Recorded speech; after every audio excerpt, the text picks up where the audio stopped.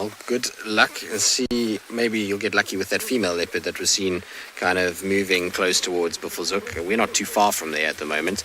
She was seen on Nyala Road. Tingy, where are you off to now? Boy, it's raining. You should have stayed where you were. Oh, he looks good though, doesn't he? Considering he's been mating for the last couple of days. Oh, that's exactly what we were hoping for. Craig's been saying now he must walk out and shake his whole body so that the rain comes off and we can get it, and he just did. All right, Craigie, let's move, otherwise this rain cover is not going to work. The only problem with him moving now is that we have to drive into the rain, which is not ideal at all. So we're going to have to try and kind of figure it out. How are we going to do this? But Tingy, do we have to walk this way? Also, you're walking the wrong way, because now he's walking towards the boundary and away from Juma. So Husky, I've never noticed it on cats particularly.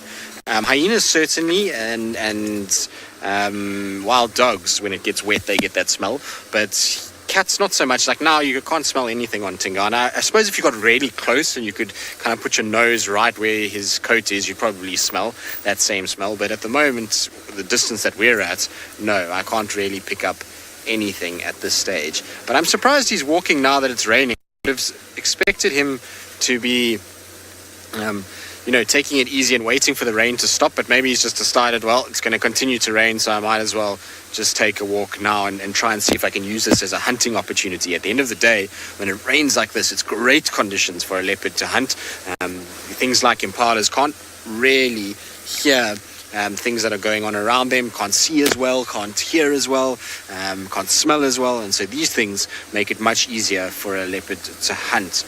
Now, somebody's just contacting me on the radio. Yeah, A-Firm. He's now up in Mobile. He's Mobile sort of northeast on that road towards the fire break from the dam side. So, unfortunately, like I say, he is heading the wrong direction, and at this rate he's going to cross over in the next probably, I would say, 10 to 15 minutes. He's going to have a little scent mark. That's a very odd way to scent mark. Very ladylike that was, Tingana. A little kind of squat and had a little mark, and then now off he goes. But maybe he's looking for food. I suppose after mating he'll be quite hungry. I mean, his stomach is not kind of sucked into the point where he's starving, but he certainly could do with a meal. He's going to do a little scent mark there, and he'll rub up and lift his tail and spray. So we're going to just try and catch up with him because he's gone around the corner once again. But from where we are now, the road goes kind of straight up, and it's maybe not even 150 meters, and then he'll cross off into Buffelshoek, and he won't. I would be surprised if he turns back to the west. Generally, this route that he takes him into Buffelshoek or into Torchwood. I suppose we can go into Torchwood too, but it won't be long until we lose signal on that side. What have you spotted, boy? We need a herd of impala to slow him down. I'm just going to stop here for a second so that all the water just drains off, so that it doesn't drain on me when we turn right instead. Yeah, Craig, you see, Craig's like he likes the punishment that guides receive when it rains. So I have to fool all Craig's tricks, and Craig's just said at the fact that I stopped to make sure all the water drained off before we went right. It's all right, Craig. One day I'm going to just make a small hole above your head there so you get an irritating drip on top of your head when it's raining, and then we'll see how much you like it. It was a pleasure, Craig. No worries. For you out of the world, just to make you experience what it's like. I'm sure you'll thoroughly enjoy it. But that other car is coming from the other side, so it might be interesting to see which way Tingana goes. I mean, he's so relaxed that generally he'll just kind of walk right past a car. He's not going to be too stressed in terms of, a car coming from the other side. But you never know with him. I kind of want him to turn and head more to the sort of west again and walk along the boundary and carry on that way. It would be quite nice. But it's interesting. I mean, with all this kind of rain around, we've actually been quite lucky this week with leopards. It's far better than what I thought. I mean, I don't think I've missed a drive with a leopard yet, which is quite nice. So touch wood that it continues, and we keep seeing lots of our spotty kitties. Good. Our leopard is on the move, and sounds like Pat's winos are also moving about. So let's send you back up to him and see what they're up to.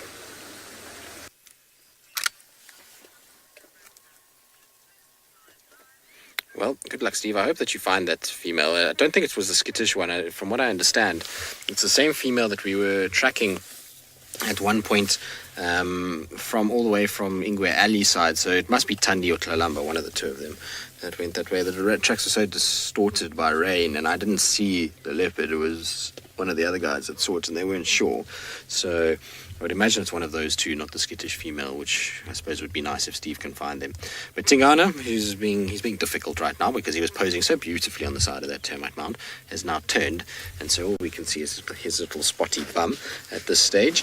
And he's kind of looking out now, he's kind of watching around, and I'm pretty sure that he's trying to find some sort of food item. Maybe from that little mound he's heard something or seen something, like a little duiker that's moving about, or maybe impalas or waterbuck, young waterbuck that could be in this area.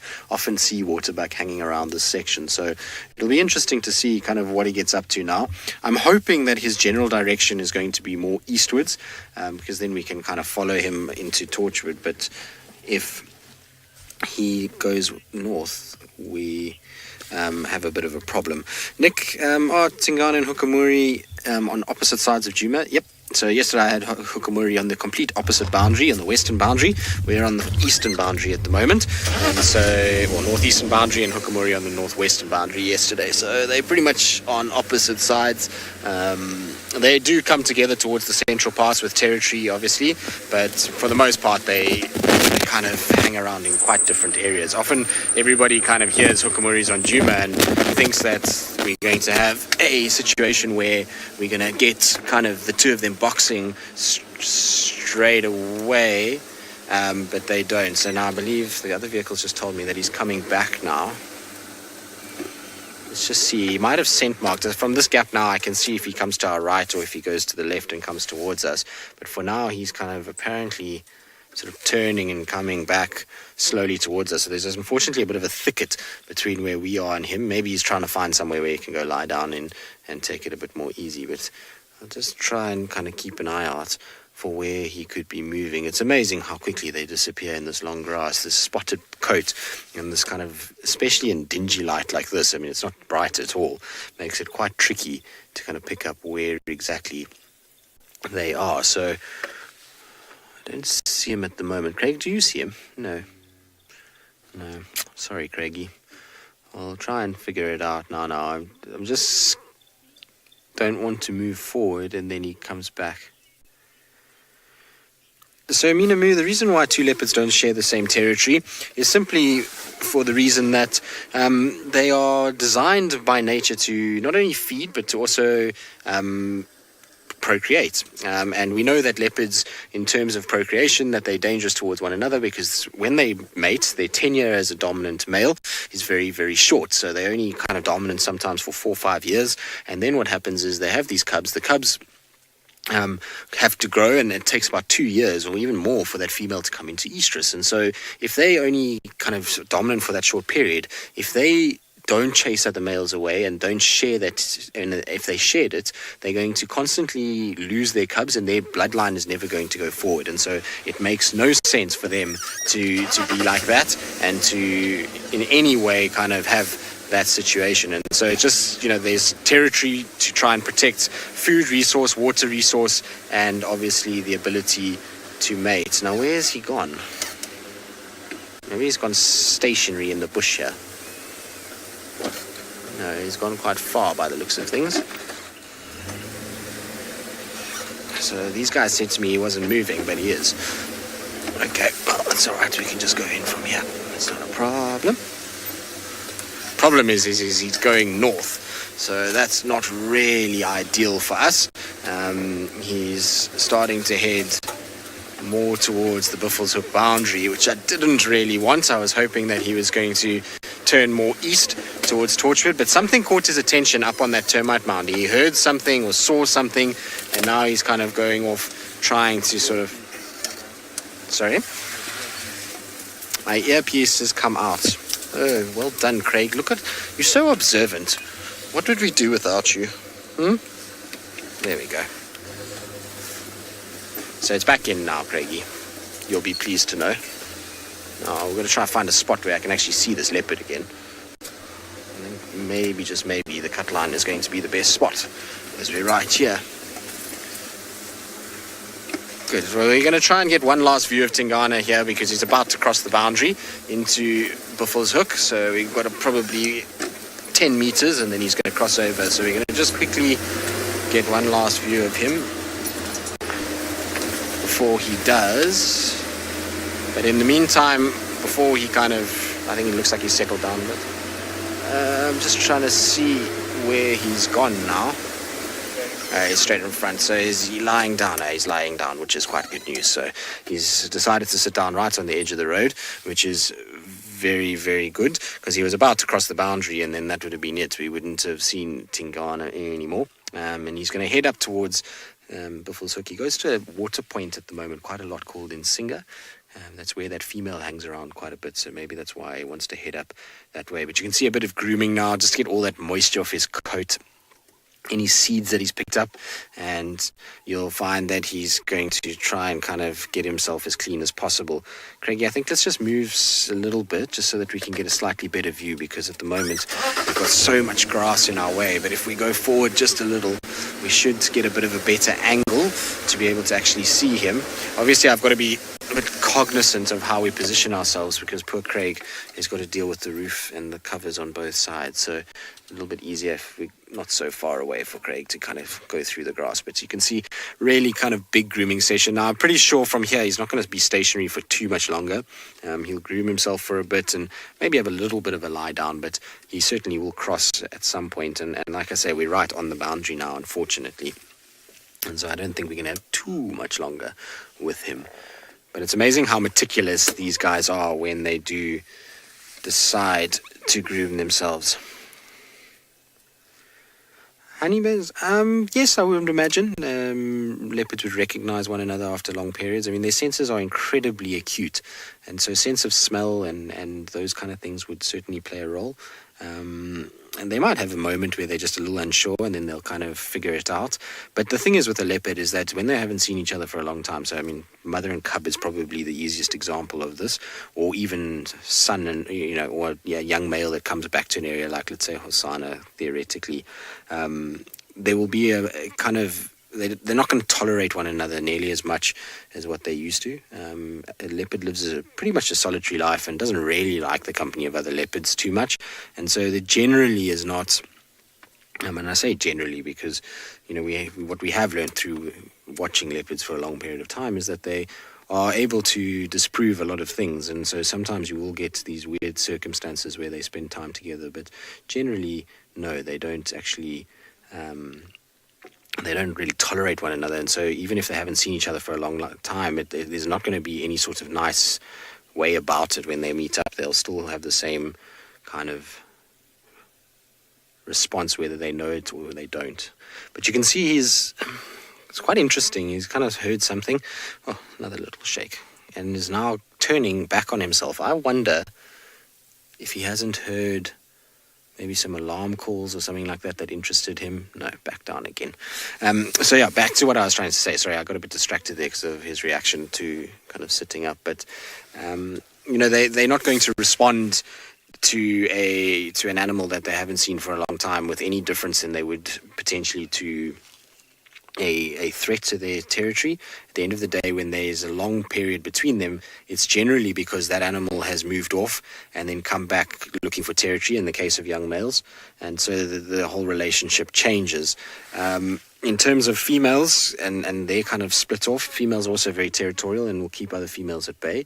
Even if it is their daughter, they will fight with one another. So, a male that hasn't seen a female for a long time in terms of mating is very seldom, because in his patrolling and his territorial activities, he's going to be picking up her scent. Even if he doesn't see her, he'll be scenting her and recognize that scent. And when they do physically come into contact, that scent is obviously quite strong, and they're able to figure out that this is an animal that they have smelt in their territory before. So they're incredibly, like I say, incredibly acute senses, much better than what we've got. So if you can remember, people throughout your life, it would be the exact same thing with a leopard. Isn't he looking magnificent though? So Joshua, male leopards in the Buffelshoek area, it's tricky to know. There, I think, are a few leopards that walk around there that people probably don't see regularly. But what we do know is that the two leopards that are most seen, or three leopards that are most seen in terms of males in the Buffelshoek area is Quarantine to the far east. Then you've got Gajima to the far north, and you've got Tingana that are pretty much spending most of their time on Buffelshoek. So there we go, he's going to cross the road now, and that will probably be the end of it. There's another road that just goes to the left where he's angling, and that's going to take him out of Djuma and into Buffelshoek itself.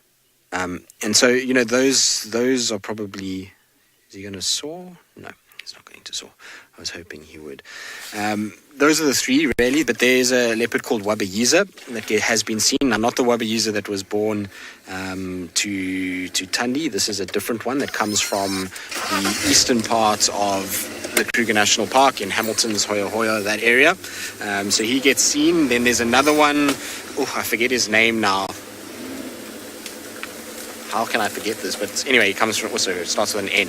I can remember that, but I can't remember the exact kind of saying for his name. Now I'm just going to quickly turn us to get one last view of Tingana walking away from us, and then we're going to leave him there. Also, there's a car that's going to follow him through. That's part of there. So there we go. We'll get one last shot of him kind of disappearing off into Buffelshoek. He's going to do a bit of a scent mark before he goes as well. So, but those are the sort of the main three, and then obviously there's other males that move around. Hosana has gone into Buffelshoek a few times. And there's one or two that come in from Manyaleti side every now and then, but the sort of main three is Quarantine, Gajima, and Tingana.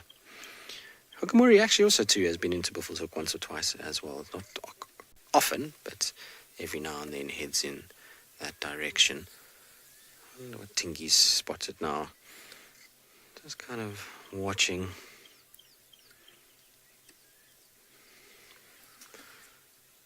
Synergy, indeed, he has probably the biggest dewlap of any of the leopards that we see in this particular area. In fact, even in the surrounds, so from Londos to Elephant Plains and all of those kind of areas as well. And I'm sure he's spotted something because he's off now to go through the thickets. I can't see anything, so I don't really know what he's seen, but it looks like it's down into the kind of left where we are, so I'm not sure we're going to see much more of him, unfortunately. But very cool to have seen him. But his dewlap is amazing. He's got an incredible kind of big dewlap, and it's always just nice when you get a big male leopard that has dewlaps like that. I don't know why, it just kind of looks really cool on a big male leopard. So he's one of those impressive boys. Now I just want to quickly turn and see. I wonder if he might not come back towards our side, so I'm just going to do a little bit of turning, but in the meantime, let's send you back across to Pat and a dry Masai Mara.